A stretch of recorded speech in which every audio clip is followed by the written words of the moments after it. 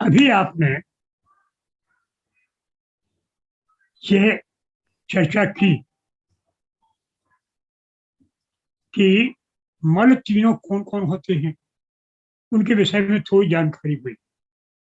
अब सूत्र क्या कहता है? सूत्र कहता है योनि वर्गः कला शरीरम। क्या है इन शब्दों का अर्थ?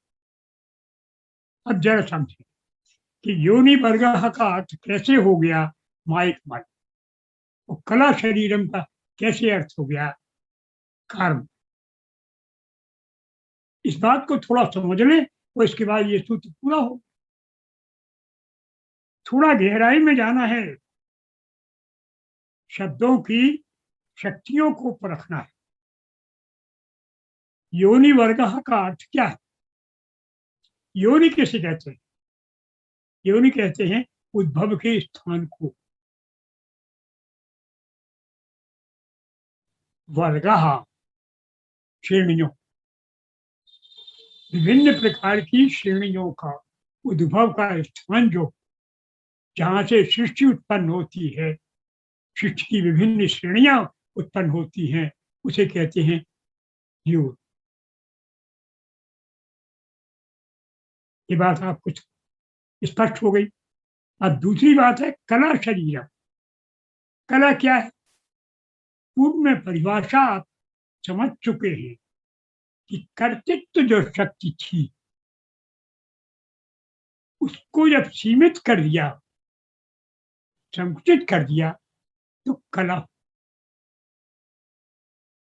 संकुचन, कर्तृत्व का संकुचन कला है। कर्तृत्व में क्या बात थी? सब कुछ करने का सामर्थ्य।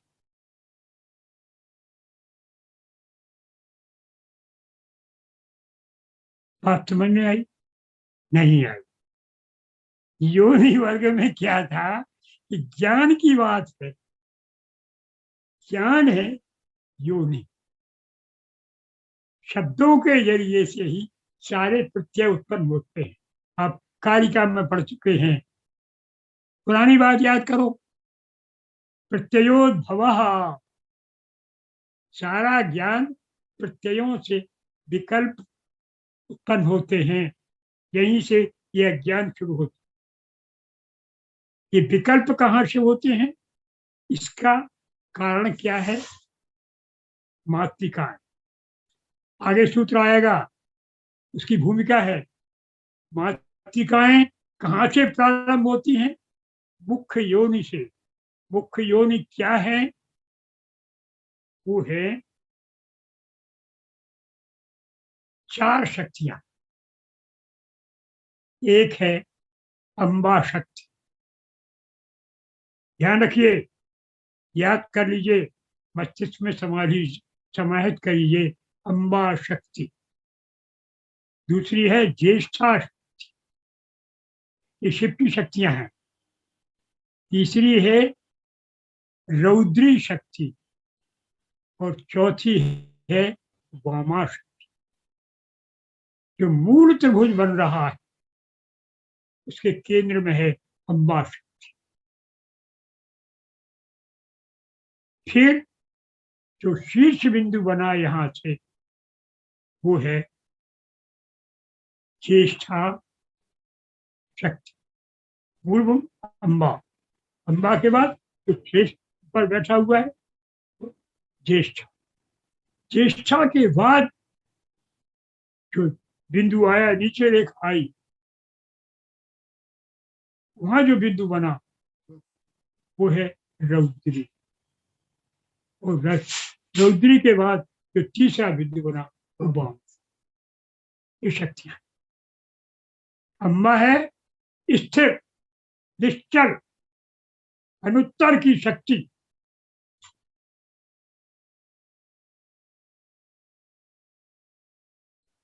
और इसीलिए वहां से उत्पन्न होता है आ।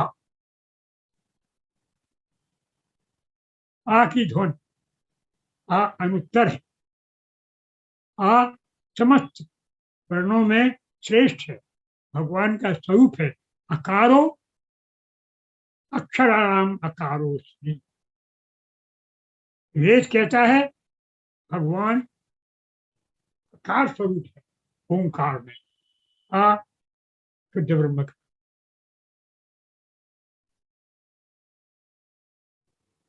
आकार के बाद आता है ई, आ ई। तो ये शक्ति जो हुई वो है ज्येष्ठा। वहां से शुरू हुई, फिर उसके शीर्ष में ज्येष्ठा, ज्येष्ठा है ई। फिर जो शक्ति उत्पन्न हुई वो है ऊ, और फिर जो शक्ति हुई वो है री और ली। ये चार शक्ति। तो पहली शक्ति तो मूल में है, स्थिर है। ये सबसे ऊपर शक्ति है, वो कौन सी है? ज्येष्ठ। यही वो शक्ति है जो आपको नीचे से ऊपर तक ले जा सकती है, जो शीर्ष पर मौजूद है। यही है ज्येष्ठा। तंत्र में इसी को कहते हैं धूमावती। यही है लक्ष्मी की बड़ी बहन। मोक्ष चाहिए तो उन्हीं के पास जाओ, सब नाश करके आप शुद्ध मोक्ष, कुछ नहीं रहेगा। ज्येष्ठा की आराधना करिए, आप पहुंच जाए। इसलिए ज्येष्ठा को छोड़ देती है, क्योंकि हमें तो रहना दुनिया। ये है रौद्री जो संसार में लाती, वो बामा नीचे रहे, संसार में भी नीचे। चले जाओ, चले जाओ श्रीमान जी, करो कत्ल, लो पैसा, लो सुपारी, हत्याएं करो, बार बार जीवन, बार बार करो। तो ये आ ई ऊ आ ई ऊ री उरी, इन्हीं से सारे व्यंजन उत्पन्न हो जाते हैं। कला, व्यंजनों से हुई कला, और बुद्ध, ये योनि और कला। कला सीमित कला। अब देखिए कला से संकोच कैसे। आपके पास ज्ञान शक्ति थी, सब्जेक्ट हो गई, विद्या हो गई। आपके पास पूर्णत्व की शक्ति थी, पूर्ण थे, आप अपूर्ण हो गए। तो प्यार करने की पत्नी को, प्यार करने के बच्चों, जब सब था, सब कुछ तुम्हारा प्यार, फिर सबका प्यार तुम्हारा, यानी किसी का प्यार नहीं। पूर्ण माने पूर्ण, तुम भी पूर्ण, वो भी पूर्ण। तो पूर्ण तो आपका समुचित हो गया, तो राग बन गया। अब क्या कला समुचित हुई, समुचित हुए ज्ञान, सो आपको विद्या हो गई, आपका पूर्णत्व समुचित हुआ। अब आप सर्व सर्वव्यापी थे, काल था ही नहीं, नित्य थे, अब अनित्य हो गए। 100 जीरो, 200 जीरो, और से 2, 500 जीरो, 800 जीरो, 1,00,000 वर्ष जीरो, एक योग जीरो, कल्प में समाप्त हो। ये क्या हो गया? काल। नित्यत्व था वो संचित हुआ, तो काल। अब आप सर्वव्यापी थे, आपका कर्तृत्व सर्वव्यापी था, अब सर्वव्यापी नहीं। अब तो आप गणित पढ़ेंगे तो आपको ज्योतिष शास्त्र छोड़ना पड़ेगा, साहित्य छोड़ना पड़ेगा। साहित्य पढ़ेंगे तो आपको वास्तुशास्त्र छोड़ना, व्याकरण पढ़ेंगे तो निरुक्त छोड़ना।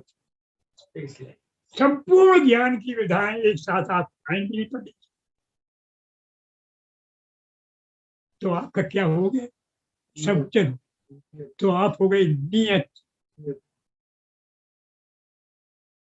तो कला से ही ये सब हुए। ये कला शरीर हो गया, कर्तृत्व ही संकुचित हुआ। वहां आपका क्या, ये है योनि और कला शरीरम। इसलिए माइक मन और काल, ये दो मन है और मूल है आनंद फल। योनि वर्ग कला शरीरम। यहाँ आपकी बात मत की तरफ पहुंच रही है। मैं समझ रहा हूं कि आप अब जान गए, इसीलिए कहा है जो मूल की निजा शुद्धिया अशक्त, निज की अशुद्धियों को प्रकारांतर से आप दूर करें। कैसे करेंगे? गुरु कृपा से और शिव। फिर कर्तव्येषु अभिलाषा, कर्तव्यों की अभिलाषा शांत, यानी कार्मल शांत। कैसे करेंगे कार्मल को? आपकी कर्म करने वाली इंद्रियां हैं, कर्ण है। कर्ण जो कर रहा है उसके साथ चले जाओ, बस उसका कारण मूल कारण आपको मालूम हो गया, वो कर्ण रुक जाए। आपकी इंद्रिय काम सुन रही है, आप शब्द पर ध्यान देते रहिए। ध्यान दिए, ध्यान यहां दीजिए। शब्द आ रहा है, शब्द आ रहा है, शब्द, शब्द आपके मस्तिष्क में आता रहेगा, वो शब्द चला जाएगा, आप उस शब्द के नीचे चले जाएंगे, चले जाएंगे, चले जाएंगे, चले जाएंगे। वो अंत में शब्द। घंटा क्यों बजता है मंदिर में? इसलिए नहीं कि हल्ला करो, इसलिए घंट की आवाज के साथ जो गूंज है, आप चले जाइए। ओम का उच्चारण किया, या अंत में जो माँ है, अर्धमात्रा है, उसके साथ चले जाइए। बस आप क्षणिक समाधि में चले जाए, स्पंद तक पहुंचे। इस तरह से एक कार्य समाप्त। ओम आपने उच्चारण किया, जो माँ देर तक उच्चारण किया है उसके साथ चले जाइए। सांस आपकी बंद हो जाए लेकिन आप चले जाइए। देखिए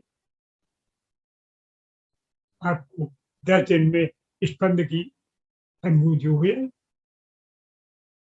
आप गंध आ रही है, चुगिए बढ़िया, और उस गंध को लेते चले जाइए, लेते चले जाइए। गंध हट गई, हटा दो, लेकिन आप उस गंध को अपने मस्तिष्क में पहुंच, उसके मूल तक पहुंच जाइए, पहुंच जाइए। क्योंकि गंध नाक नहीं ले रही है, ध्यान रखो, मस्तिष्क नहीं ले रहा है। मस्तिष्क के भीतर जो प्रेरणा कर रहा, उस मूल शक्ति तक पहुंची। बस आप पहुंच जाए स्पंद शक्ति, तो आप माइक से छूट शांत, आप कर्म पहुंच गए, तो माइक समाप्त हो गया।